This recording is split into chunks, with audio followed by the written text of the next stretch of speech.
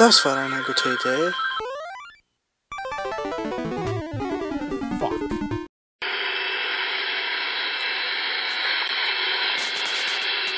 I fucking hate this game. And to begin with, I didn't really expect much. Milon's Secret Castle. If you don't know who Milon is, well, he's the guy from Milon's Secret Castle. It's a humble game. It's not Mario or Mega Man or Michael Jackson. It's just Milon or Milon or Milon, whatever.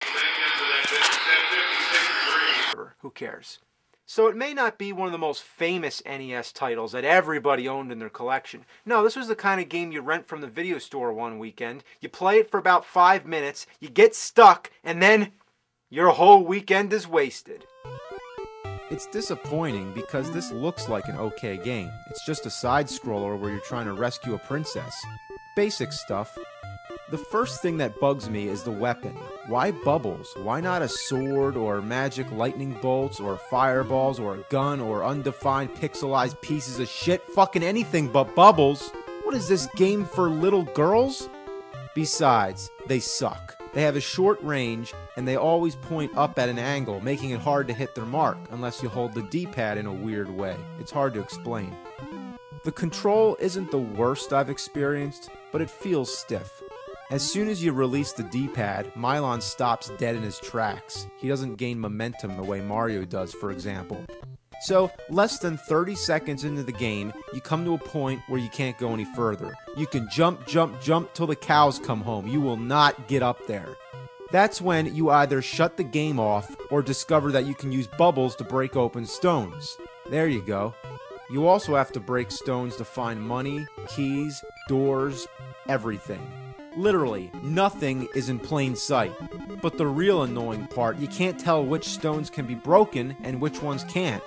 In a good game like Zelda, there's always a crack in the wall, giving you indication that there's something there. But in a bad game like this, you have no choice but to just blindly shoot bubbles at everything you see. And you know what that's like? Yeah, you do. That's like in Simon's Quest, where you have to throw holy water at everything. What's the point? There's no thought process. You're just blasting away blocks. The same way the game's blasting away all your fucking brain cells. But even then, it doesn't take much longer to find out that you're stuck. I'm gonna give you a little tour. Here's the first part of the game. You can explore the whole outside of the castle, but you can't go up to the second level yet. For now, all you have is 3 doors and a window. The first door leads to a room that has nothing interesting. The only thing interesting here is an area with a bunch of money. But how the hell do you get over there? It's like the game is deliberately taunting you. Hey, you want that money, don't you? You want that money. Yeah, you want that money. You want that money? Yeah, well, fuck you. You can't have it. So you blast a bunch of blocks, find a key, and then make a door appear by shooting into thin air. So, you use the key to go in the door, and after all that trouble, where does it lead you? Back out the same door you came in. So, the whole point of that first door is a complete waste of fucking time. The second door is a shop. There's only one item for sale, shrink potion. Shrink when you touch the glove. What glove? Oh, this glove? A fucking boxing glove that makes you shrink? Sure, whatever. Then he also gives you hints, like a crystal has mysterious powers, and find a saw. Okay, so how does that help me? Now I know I'm looking for a saw. Obviously, if I find something that resembles a saw, I'm gonna get it anyway. Then we go in the window. Here, there's just an empty room. There's nothing except for a door, and you can't go in the door, of course. Is it locked? Do I need a key? The game doesn't even have the courtesy to let you know. A little message would be nice. The third and final door leads to another room. I'd like to point out here that once you enter a room, you can't go back out. So basically, you're trapped and have no choice but to persevere. You gotta find the door. It's mindless enough that you have to shoot bubbles into thin air for the door to appear, but look how specific it has to be. I shoot the bubble right where the door is. Nothing happens. I gotta shoot just one space above it. As long as the bubble goes where the door is, why does it matter? But even then, the door's locked, so you gotta find the key. Even if you know where the key is, making it appear is another story. I know it's there, why doesn't it show itself? If I wander away and goof around a little more, I'll come back and there it is. I still don't understand how to make the key appear. Basically, what the game is telling me, in order to get the door and key, you just gotta waste enough time. Then where's the door lead? Right back out the same fucking door I came in. Well, if the whole objective of that room is just finding your way back out, why couldn't the exit just be where I started to save all the trouble? Everything is a dead end. How did they design a game where all you have are two doors that lead to rooms that lead back to the same doors? It's a maze that has no end. So that's when you need the power. Nintendo power. It's like you want to know how to beat the game? Well, you gotta buy our magazine, you dumb little shits. This is the classified information section. Usually this is all about cheats. Golgo 13, stage select, spy hunter, start with all weapons, wizards and warriors, bypass the wizard, Mario 2, shortcuts to Birdo, Milon secret castle, getting started. That's not a cheat. That's just how to play the fucking game. The basic rules of the game needed Nintendo power. That is some fuck. So here's the deal. That empty room, you gotta fight a demon. The demon doesn't appear until you get the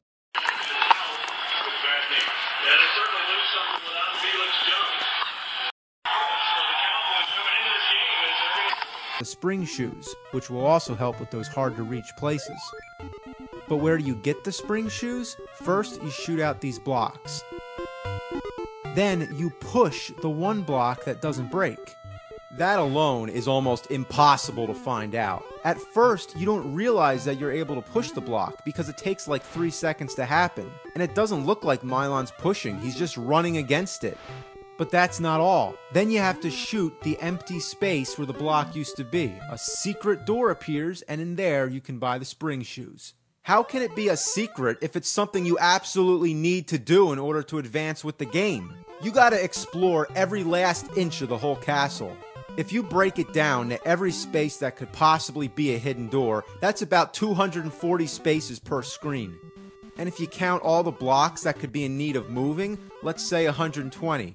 And it's roughly 4 screens per room. That's a total of 2,880 bubbles you gotta throw just to get through the first level of the castle. Wow. So once you have all the items you need, you go back to that empty room, and now there's the first boss. This is when you start to realize how fast your energy can be drained. In most games, when you get hit, you blink, becoming immune to damage for a brief time. But in this game, you can be killed almost instantly. When you beat the boss, an orb comes down. What is this, Castlevania? Do I gotta throw an oak stake at it? So then you advance to the second level of the castle. Here, the mystery and confusion only accelerates. There's a well that's totally dark and a room that's full of deadly fire. You never know where you're supposed to go first. So what do? Get the power. In this issue, there's a section in Counselor's Corner where gamers' questions are answered. Why Counselor's Corner? Because you're gonna need counseling after you're done with this shit. Alright, so let's see what it has to say.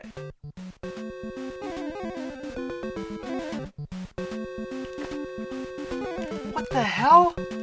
I was just standing outside the castle minding my own business when lightning bolts start coming down. Isn't this supposed to be the safe spot? Imagine if any other game had that. If you're like on the overworld or map screen, and then all of a sudden shit starts attacking. At least it has a pause feature. So you need a lantern to go through the dark room. You need a fireproof vest to get through the fire room. You gotta go through secret walls, some of which require shrinking in size. Now I'm really losing my patience. This princess can go fuck herself.